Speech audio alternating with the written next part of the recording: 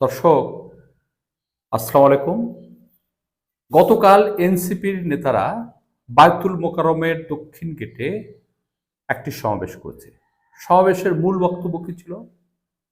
যদিও সেটা তারা আগেই বলেছিল বা তারা দীর্ঘদিন থেকে বলে আসছে যে আওয়ামী লীগের বিচার তাকে নিষিদ্ধ করা ছাড়া বা সংস্কার কাজ শেষ না করা ছাড়া কোনো অবস্থাতেই তারা নির্বাচন চায় না।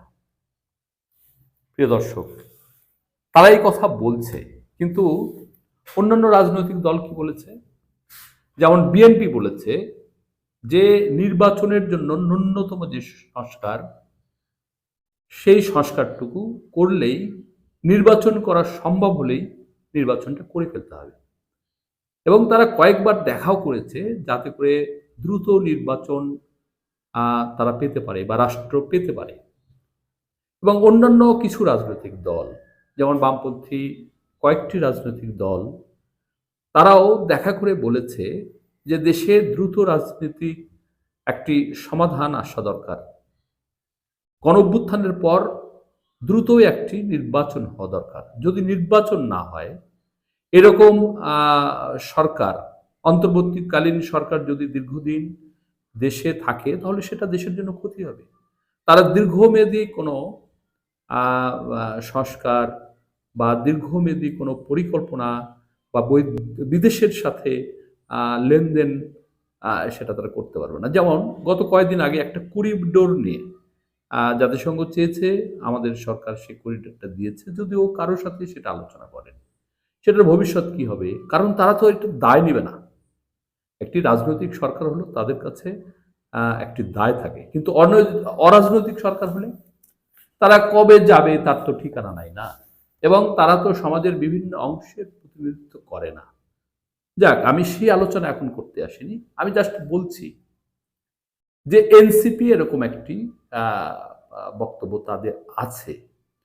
তারা কি বলেছে? আওয়ামী লীগের বিচার ও সংস্কারের আগে এদেশে কোনো নির্বাচন হবে না। তাদের প্রত্যেকটা নেতাই যখন বক্তব্যতে উঠেছে, তারা মোটামুটি এরকম কথা বলেছে। এনসিপির নেতারা বলেছে আওয়ামী লীগকে নিষিদ্ধ করার ব্যাপারে অন্তর্বর্তী সরকার থেকে শুরু করে রাজনৈতিক দলগুলোর মধ্যে টালবাহানা দেখা যাচ্ছে।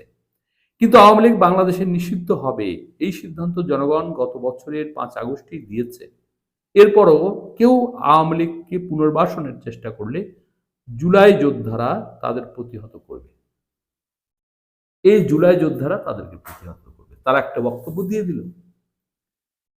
দেশে অন্যান্য রাজনৈতিক দলের যে মতামত, সেই মতামত উপেক্ষা করে তারা সেটা প্রতিহত করবে। তাহলে এটা কি হচ্ছে? মানে তারা কি বলতে চায়? তারা সংগঠিত হয়ে অন্যান্য রাজনৈতিক দলের সাথে তারা যুদ্ধে নামবে নাকি? এটা হয় না। প্রত্যেকটা রাজনৈতিক দলের আলাদা দৃষ্টিভঙ্গি আছে এবং প্রত্যেকটা রাজনৈতিক দলই তার ম্যানিফেস্টো অনুযায়ী, তাদের একটা আইডিওলজি অনুযায়ী দেশে রাজনীতি করে। ফলে তারা এই যে কথাগুলো বলছে, এটা কখনো যৌক্তিক হবে? কত বছর লাগবে একটি সংস্কার, বা কত বছর লাগবে এই আওয়ামী লীগের বিচার হওয়া? বিচার প্রক্রিয়া অত্যন্ত ধীরগতি বাংলাদেশে। যদি দ্রুতও করা হয়, তাহলে কতগুলো বিচার, তার সঠিক তদন্ত, তারপরে তার সঠিক যে ব্যবস্থাপনা, এগুলো করতে তো অনেক সময় লাগবে। ততদিন পর্যন্ত নির্বাচন হবে না, কারা চালাবে এই দেশ? তো নিশ্চয়ই একটি নির্বাচন লাগবে। তো জুলাই আন্দোলনে যারা মৃত্যুবরণ করেছে, তাদের জন্য যে মামলাগুলো হয়েছে সেই কারণে, এবং যারা যারা মামলা খেয়েছে, তাদের বিচার হবে, ধারাবাহিকভাবে বিচার হবে। তার জন্য আইন সংস্কার করলে করতে হবে, বিচারক পরিবর্তন করলে করতে হবে, বিচার হবে। তো সেটা একটা ধারাবাহিক প্রক্রিয়া, কিন্তু তাতে তো নির্বাচন ঠেকে রাখার কোনো ব্যাপার নাই। তো সেটা তাদের মাথায় নাই। তারা বলেছে যে গত 5 আগস্টেই জনগণের ম্যান্ডেট দিয়েছে যে এদের বিচার করতে হবে। এটা কেউ সেদিন কোনোদিন বলেছে? এটা হতে পারে? সেদিন অন্যান্য রাজনৈতিক দলের নেতাকর্মীরা ছিল না, নাকি শুধুমাত্র এনসিপি এখন যারা আছে তাদের নেতৃত্বে গুটিগত ছেলে মেয়ে ছিল? তা তো ছিল না। বিএনপি, আওয়ামী লীগ, জামাত, বিএনপি, জামাত, জাতীয় পার্টি, জাসদ, বাসদ সহ আপামর জনসাধারণ, নারী পুরুষ সমন্বয়ে গত 5 আগস্টের বিপ্লবটা, সরি, গণঅভ্যুত্থানটা তারা করেছে। তো সেটা তো এখন একলা এখন দাবি করলে হবে না, এটা জোর করলে হবে না। আপনারা দেখেছেন যে এই বাংলাদেশে মুসলিম লীগ ছিল, তো মুসলিম লীগকে তো কেউ নিষিদ্ধ করেনি, নিষিদ্ধ অটোমেটিক্যালি হয়েছে। জনগণ তাকে সাপোর্ট করেনি, নির্বাচনে তাদেরকে ভোট দেয়নি, তাদের রাজনৈতিক কোনো ম্যানিফেস্টো ছিল না, তারা ছিল একটি কি শোষক দলের অংশ, ফলে সেটা টিকতে পারেনি। তো সেটা বুঝতে হবে। এনসিপির নেতারা বলেছেন আওয়ামী লীগকে নিষিদ্ধ করার ব্যাপারে অন্তর্বর্তী সরকার থেকে শুরু করে রাজনৈতিক দলগুলোর মধ্যে টালবানা দেখা যাচ্ছে। সমাবেশের বক্তব্যে এনসিপির যুগ্ম মুখ্য সমন্বয়ক তারুকুল ইসলাম বলেছেন, গণহত্যাকারী ফ্যাসিস্ট আওয়ামী লীগকে নিষিদ্ধের ব্যাপারে অন্তর্বর্তী সরকার থেকে শুরু করে রাজনৈতিক দলগুলোর মধ্যে আমরা টালবাহানা দেখতে পাচ্ছি, এটা লজ্জাজনক। আমাদের হাইকোর্ট দেখাবেন না, হাইকোর্ট দেখে জুলাই বিপ্লব হয়নি।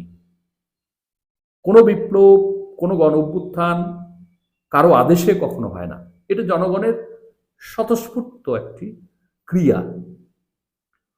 তো তারা এই যে হাইকোর্টের কথা বলছে, এখানে তো হাইকোর্টের প্রশ্ন আসে না, তাদের সবার বক্তব্য একই। তো তারা এই কথাটা বুঝতে চেষ্টা করছে না। আওয়ামী লীগকে কেন নিষিদ্ধ করা হবে না তা জুলাই প্রজন্ম জানতে চায়। উল্লেখ করে তরিকুল আরো বলেন, অবিলম্বে আওয়ামী লীগকে নিষিদ্ধ করতে হবে। আওয়ামী লীগকে নিষিদ্ধ করা হবে না এটা কেউ বলেনি। কি বলছে অন্তর্বর্তীকালীন সরকার? বলছে যে কনসেনসাসের মাধ্যমে হবে, মানে সমস্ত রাজনৈতিক দল বসে তারা ঠিক করবে, যদি তারা মনে করে যে এটা করতে হবে তাহলে কি প্রক্রিয়ায় করবে সেটাও তাদের বলে দিতে হবে। যেমন আওয়ামী লীগ শেষ সময়ে নির্বাহী আদেশে তারা জামাতকে নিষিদ্ধ করেছে, সেটা ঠিক নাই, এটা কোনো ব্যাপার না। তারা 15.5 বছর যখন ক্ষমতায় ছিল তখন কিন্তু নিষিদ্ধ করতে পারে নাই।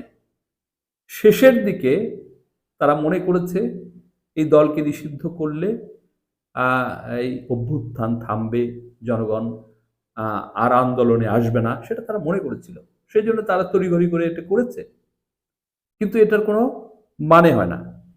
এনসিপির যুগ্ম আহ্বায়ক তাজনুবা জাবিন বলেন, খুনি হাসিনাকে আমরা বিদায় করেছি, এই বিজয় আমাদের ধরে রাখতে হবে। আওয়ামী লীগকে পুনর্বাসনের চেষ্টা চলছে, কিন্তু এই বাংলার মাটিতে আওয়ামী লীগ আর কখনো রাজনীতি করতে পারবে না ইনশাআল্লাহ।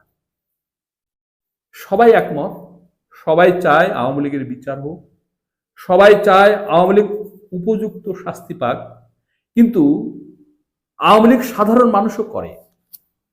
ফলে আওয়ামী লীগকে নিষিদ্ধ করার চাইতে রাজনীতির মাঠে থেকে যারা আজকে নিষিদ্ধের কথা বলছে, যারা মনে করে এরা অপরাধী একটি সংগঠন, যারা মনে করে আওয়ামী লীগ বাংলাদেশে আর দরকার নাই, জনগণই সেটাকে প্রত্যাখ্যান করবে, সেটাই সবচেয়ে ভালো উদাহরণ। প্রিয় দর্শক, আজকে এ পর্যন্তই। সকলে ভালো থাকবেন। আল্লাহ হাফেজ।